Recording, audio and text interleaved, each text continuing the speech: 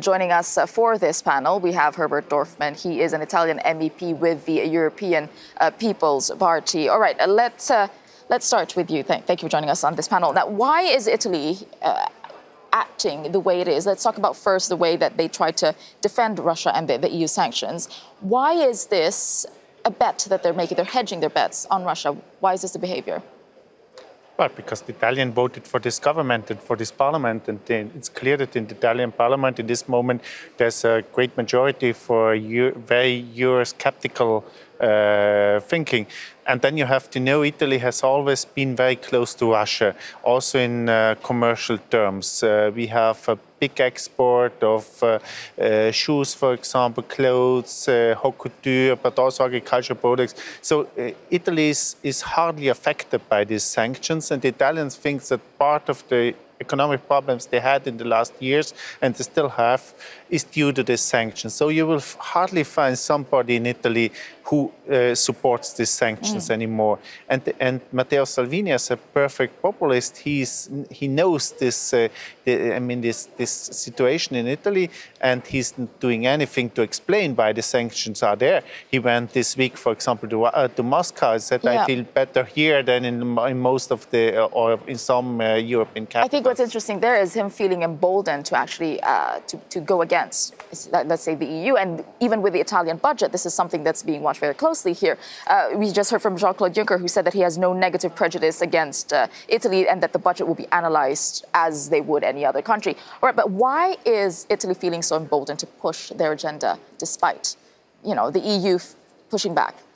Well, I wouldn't read too much into this. It's all about a political game. If you look around Europe, look for Germany, for example. They are having quite big business together with Russia. It's nothing very unusual, this. They are trying to blow this up out of proportions. I want to see some further comments about that. What about the budget going beyond the rules?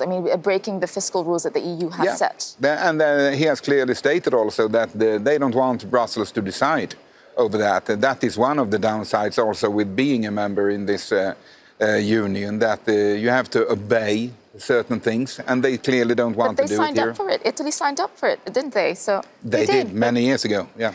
Well, both topics, the Russian sanctions and the budget, go back to not agreeing with what Brussels is saying and having a hard voice against the EU. It's really about Euroscepticism, as you were saying.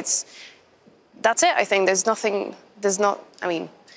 they probably want to do this budget to be. The economics you have also to look at the behavior here in Brussels, and I think sometimes you have to be a bit more careful.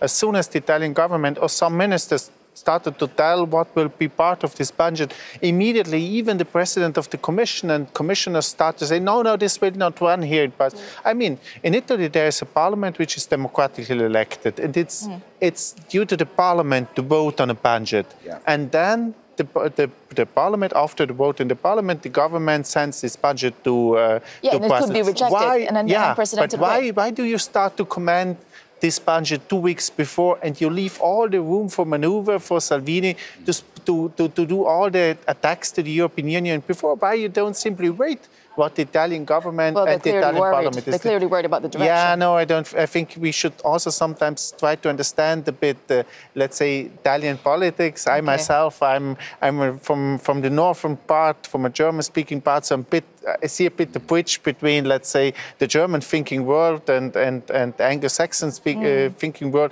and the southern world. And I think sometimes we should try to understand also the narrative in Italy. It's a conflict, it's clear. But we here in Brussels, we didn't do anything in order to, let's say, to soften down the conflict in the last 2 weeks. That's really a very interesting point. So, is this a negotiating tactic of Italy, or something really closely? We will be watching closely, and a lot.